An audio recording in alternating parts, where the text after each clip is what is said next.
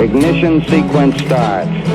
6, 5, 4, 3, 2, 1, 0. Liftoff. We have a liftoff.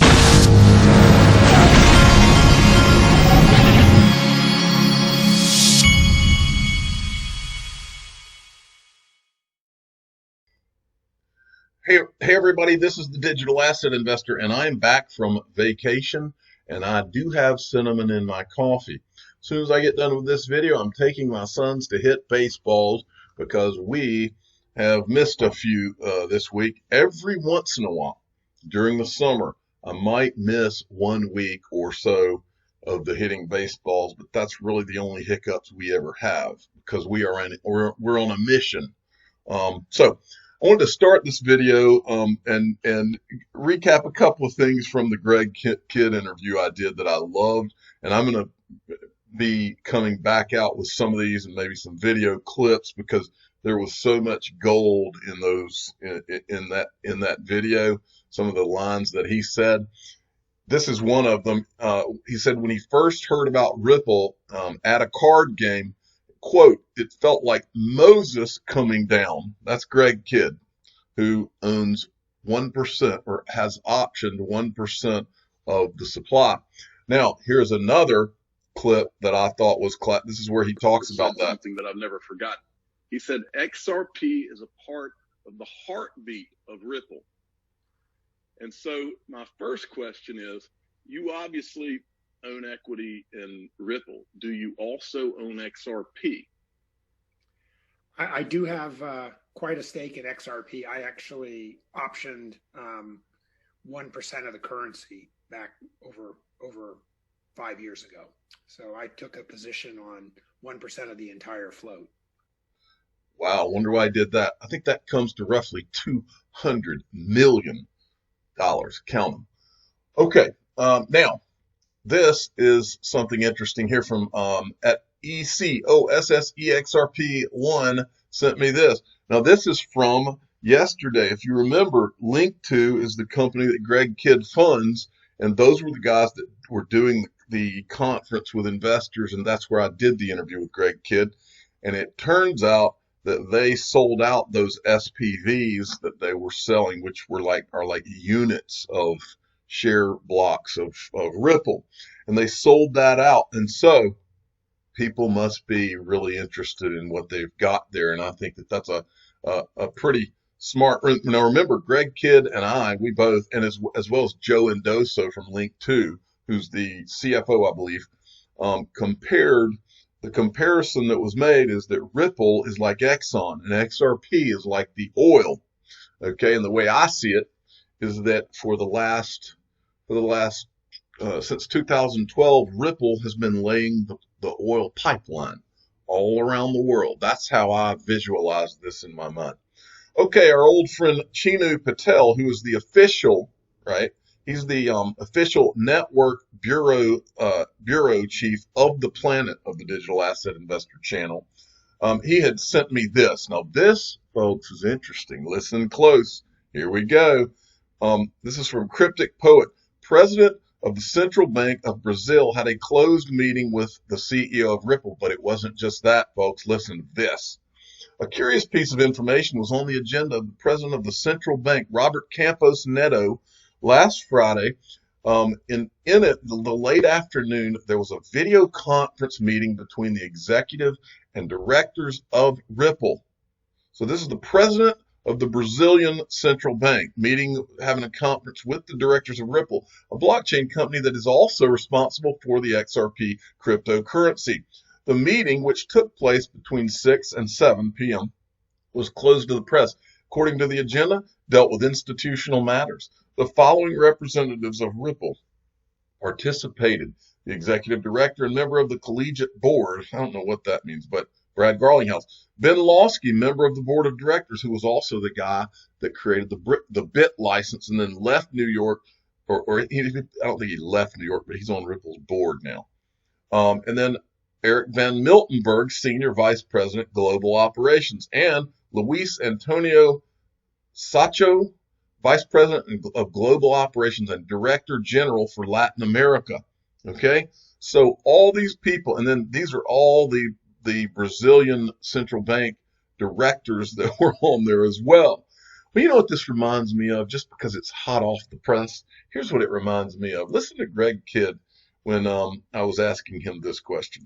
Well, now also there's the issue of the escrow. For those that don't know, Ripple has, I don't remember the figures, roughly 50 billion in escrow? It's over 50% of the XRP float. And you mean how much is an escrow locked up? Right, locked up. So they keep a proportion. It's like a central bank putting a lock on the gold down there, so somebody can't run and just do a raid on the gold and sell it all and have a party. Like a central bank. Put a bunch of the XRP under lock so that the market knows it's not going to be flooded with Ripple selling XRP at any period of time, and that creates some sense of security that Ripple's acting sort of in the role of like a central bank to make sure that there's no debasement of the currency. Now, with regard to that escrow, does Ripple have to disclose prior to IPO? Would they have to disclose whether any of that escrowed XRP is owned, earmarked, held in trust, or pre-allocated in any kind of way to any other person or entity prior to that IPO? Would they have to disclose that? Having been through IPOs before, everything is disclosed. I don't know if there's a specific requirement for that, but I cannot imagine an IPO going forward without like total disclosure about where Ripple stands with all of those issues. Now, did you? Okay, I wanted you to hear that part where he compares the XRP and escrow to a central bank. And so when I read this about the Central Bank of Brazil, I personally, this is just me, but I think it is crazy to think that we're hearing words like out of Miguel Valles, like our goals to be the world reserve digital currency. I think it's crazy that we're hearing those kind of things. It's crazy to think that these central bankers that are meeting with Ripple, we know they're meeting, it's crazy to think that they too, if they were going to be involved in this on any level, would not be, even if they're not designated this right now, if they're not in some way either earmarked or getting or that Ripple's holding an escrow in trust for these guys. If they're going to be in this game, watch, somehow, some way, you're going to find out. And Greg Kidd just told us that we will find out prior to an IPO, unless, and there is another possibility that none of those things are done until after an IPO, but I don't know how that would all work. But I don't know of any other companies who are working on the primary use case for a digital asset who are having meetings right now with central bank. Well, actually, I've heard Stellar mention that before, but not on the scale that Ripple is doing it. Okay. Michelle Vandenberg sent me this from XRP Crypto Wolf. Japan's 3 biggest banks set up a group that will build a common settlement infrastructure for digital payments backed by Japan's financial regulators and central bank. One solution could be to enhance interoperability of digital currencies and infrastructure. Wow. Now, this is just bizarre to me. These guys are not even trying to hide anything about a reset, folks. It's no longer just us crazy YouTubers out here saying it. The IMF is saying it themselves. This is from XRP Crypto Wolf. It says, the Great Reset, we know the digital economy. This is a quote from the IMF. We know the digital economy is the big winner of this crisis. It's critical that institutions like the IMF support investments that will shrink digital divide, working in partnership with the World Bank and others. IMF Director George, however you say her name. But then J.C. Collins comes in here and he says, this is from a speech from the IMF Managing Director.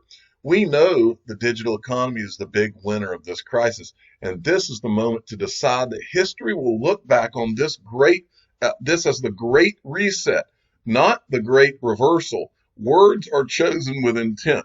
And the way I say this is that words mean things, J.C. Collins. And by the way, if you don't know who J.C. Collins is, go check out his website. It's his website is he writes a blog. It's like geopolitics. He's written some specific things about XRP on there. and his website is philosophyofmetrics.com. If you want to go check it out, real smart guy. Now, but that's not it. This is from CryptoNator. Sent me this. This is from the lady that runs the IMF, who I should be following, but I don't. Managing director of the International Monetary Fund. She's literally hashtagging the Great Reset. I mean, come on. Listen to this. 170 countries are going to finish this year with a smaller economy than they started. And we already project that there will be more debt, more deficit, more unemployment, and there is a very high risk of more inequality and more poverty unless we act. Right. Never let a crisis go to waste, right? Okay. And then there was this from XRP Yo-Yo. I thought this was a good video as well. Listen to this. Future reserve currency will be digital, not gold. Listen to this. I don't know when this is from, by the way. Standard, something that the U.S. dollar has not been based off on for decades, that more countries are starting to build up gold. Any chance that we could have gold actually become a worldwide to actually be the currency used? I don't think so, as long as the U.S. has authority over it, because we don't hold near as much gold as other countries. That would be terrible for the U.S. dollar. If gold were the backing for the world's reserve currency, China is way ahead of us in terms of that. Libya was way ahead of us in terms of that. Who knows where their gold is now? But the bottom line is it's not good for us. India would be way ahead of us. I think it's much more likely that digital currency takes over that space as opposed to gold. Well, real quick, I've got to bring, since you mentioned the digital currency this weekend at the G20, going into, a lot of people were talking about what role was there going to be in an international policy about policing digital currency. Did that happen this weekend at the G20, and what was it? Well, I think there's a lot of talk about it. The problem is who controls that, and governments never like the idea of the thing that makes cryptocurrency great is something called decentralization, decentralized currency that people have control over. What government, Scotty, likes the idea of a decentralized currency that they do not control? China's not going to like that. Russia's not going to like it. The U.S. doesn't like it. India doesn't like it. So I think what everyone's looking at doing is how do they control the positives of digital currency without what they would see as the negatives of decentralization. Well, it'll be interesting to see what kind of conversations went on. Those are the kind of things that happen in the back room that don't necessarily come out in the notes from the press bowl. Thank you. The gold standard, something that the U.S. All right, I thought that was an interesting video. This is from Ian Northing, sent me this. And this is the type of chart we've shown before on here. But this person says, step up, ladies and gentlemen. Welcome to the ride of a lifetime, digital currency. This will not be for the faint of heart. Please fasten your seatbelt, sit back, and enjoy the ride. And this is kind of, I agree with this, but it's a technology adoption segmentation. If you've never seen this, technology early adopters here, and I certainly believe that we are somewhere in here, because this thing hasn't even, we haven't even gotten started yet. So, but you can see this is basically the life of new technology as far as early adopters, early majority, late majority, and I think that you can't possibly really get going up this hill until the custody is 1,000% taken care of. I believe that we're going to see PolySign. We're going to see this year, and other custody solutions. And I was describing this to actually my brother-in-law this weekend, and I said, think about how your entire life you might have an E-Trade account, and you go on E-Trade and you buy, let's say you buy some let's say you buy some Ford stock. Well, it's never even been the reason Wall Street has been able to be Wall Street over the last 100 plus years is because they created a custody solution. When you buy those stocks, you don't have to worry about whether or not you own those stocks. There's a custody company, someone like a State Street, these huge Wall Street custody companies who have put in place a system so that you don't have to physically hold that stock. You are comfortable with the idea that you can buy that stock on your E-Trade account, and then that stock is that actual certificate is held by a custody company. Well, the same thing is about to happen with digital assets. And when that finally happens, where Joe Schmo on the street or the cab driver or whatever, just the average person, when it happens that the average person can go and buy those digital assets like XRP, and the worry of some hacker or when all of that's gone, and when Wall Street can hold their hand up and say, hey, we've solved this now. You don't have to ever worry about whether some hacker is going to steal your digital assets. You don't have to worry about storing it on some Ledger NOS or whatever. When that happens, and it's going to happen sooner rather than later, it's game over. This is going to be like a it's going to be like the roller coaster's going up this, and all of a sudden it goes into full throttle, 150 miles an hour up this hill. Okay, that is what it's going to be like once that happens. And don't be surprised if it doesn't happen sooner rather than later. Now, Michael at VAL5 Links, the CEO of Kingdom Trust, a regulated custodian managing over $13 billion in assets, believes a generational shift will soon open the $28 trillion retirement industry to Bitcoin. And this is another thing, folks. This is why I've been telling you over and over about how you can go in the description of all my videos, and iTrustCapital allows you to either open an IRA or a Roth IRA, or if you've been laid off from a company and you have an old 401k that you need to roll and not incur tax consequences, these guys at iTrustCapital now have it where not only can you invest inside of this IRA in XRP, but you can invest in Bitcoin. I think they have Bitcoin Cash, Litecoin, 2 or 3 others, I think. And now they've added where you can invest in gold, physical gold, digital ownership through this vault chain. Gold is fine gold held physically at the Royal Canadian Mint with ownership managed via a secure blockchain distributed ledger. You can do this now. So you could have XRP. Let's say XRP went to $10 and you wanted to sell it, no tax consequences. You could then buy gold or buy half gold, sell the XRP, put it in gold, incur no tax consequences inside of that IRA. That is huge. I'm the digital, and by the way, this is in the description of every video I do, and I have a coupon code where you can get the first month free with these guys. I'm the digital asset investor. I'm not an investment advisor. This is for entertainment purposes only. Please subscribe and hit the like button.